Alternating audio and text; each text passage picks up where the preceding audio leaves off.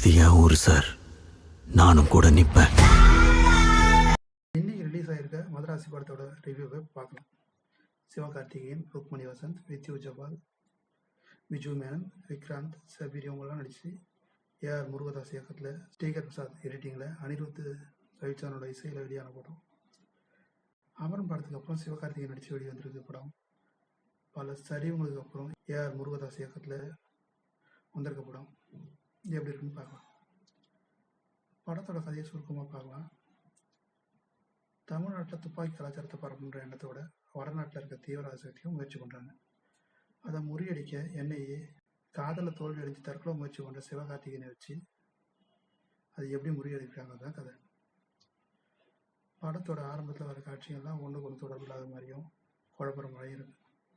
போக போக ஒவ்வொன்றா ரிவீல் ஆகும்போது செம்மையாக கனெக்ட் ஆகுது. குறிப்பாக இன்ட்ரோல் பிளாக்கு அருமை. செகண்ட் ஹாஃப் வழக்கமான தமிழ் சினிமாவோட டெம்ப்ளேட் ஆகும்.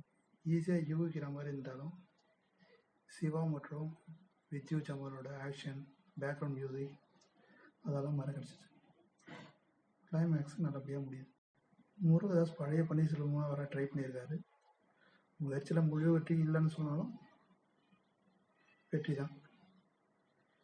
சிவா மற்றும் ருக்மணியோட லவ் கொஷின்ஸ் எல்லாம் ரொம்ப நல்லா இருக்கு.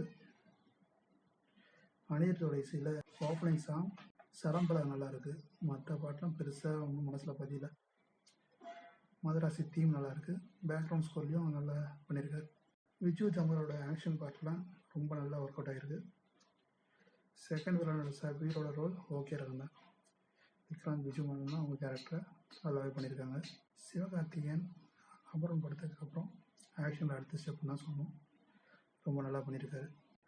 மதராசின் படத்துக்கு ஏன் பேர் வச்சாங்கன்னு தெரியல. எனக்கு ரொம்ப நாளாக சந்தேகம். பழைய படத்தவங்களோட பேரை ஏன் வைக்கிறாங்க? என் தமிழோட வார்த்தைங்களுக்கு கொஞ்சமா இல்லை இவங்களால யோசிக்க கஷ்டமாக இருக்கா புரியல. மொத்தத்தில் மதராசி சிவகார்த்திகேயனோட ரசிகர்களுக்கு ஒரு நல்ல விருது தான். ஜென்ரல் ஆடியன்ஸுக்கும் பிடிச்ச படமாக இருக்கும்.